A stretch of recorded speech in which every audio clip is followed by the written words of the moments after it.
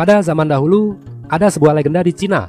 Seorang dewa pertanian bernama Senong tidak sengaja mengalami keracunan akibat mengkonsumsi tumbuhan beracun. Tapi saat dia mengunyah daun teh, Senong sembuh dari keracunan. Sejak saat itu, masyarakat Cina percaya bahwa daun teh dapat menjadi obat penyembuh segala jenis racun. Ya itu kata legenda sih, walaupun secara ilmiah, daun teh tidak sepenuhnya mampu menyembuhkan segala jenis racun. Yang pasti, Senong adalah pelopor yang menjadikan teh menjadi bagian budaya penting bagi masyarakat Cina kuno. Menurut pakar arkeologi, teh pertama kali dibudidayakan di Cina sejak 6.000 tahun yang lalu.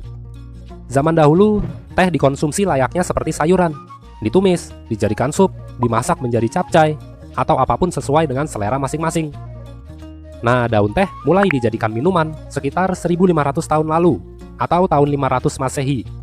Saat orang-orang mulai sadar bahwa merendam daun teh di air panas bisa menciptakan larutan rasa yang enak untuk dijadikan minuman. Setelah ratusan tahun mengubah cara penyajian, sekarang umumnya daun teh dikeringkan, lalu ditumbuk hingga menjadi serbuk, dicampur dengan air panas, dan jadilah minuman yang disebut orang Cina sebagai mocha. Mocha ini menjadi sangat populer di Cina, dianggap sebagai minuman mewah dan identik sebagai minuman para raja. Pada abad ke-9, tepatnya pada era dinasti Tang, tanaman teh pertama kali dibawa ke Jepang oleh seorang biksu. Sejak saat itu, orang Jepang mengembangkan minuman tehnya dengan cara mereka sendiri. Mereka menyebutnya sebagai matcha. Pada abad ke-14, di era dinasti Ming, Cina memegang penuh monopoli atas perdagangan daun teh di seluruh dunia. Teh juga menjadi barang ekspor bernilai tinggi selain porselin dan sutra. Sekitar awal tahun 1600-an, para pedagang dari Belanda membawa teh ke Eropa dalam jumlah yang besar. Teh menjadi minuman yang cukup populer di daratan Eropa. Bahkan Ratu Catherine Braganza dari Portugal sangat menyukai minuman ini.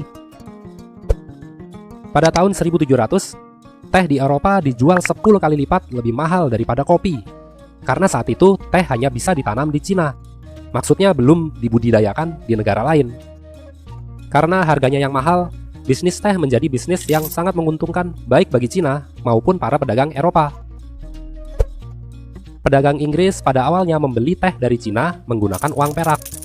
Lalu saat pembelian teh dengan uang perak dirasa terlalu mahal, maka bangsa Inggris menggantinya dengan sistem barter, yaitu dengan menggunakan opium.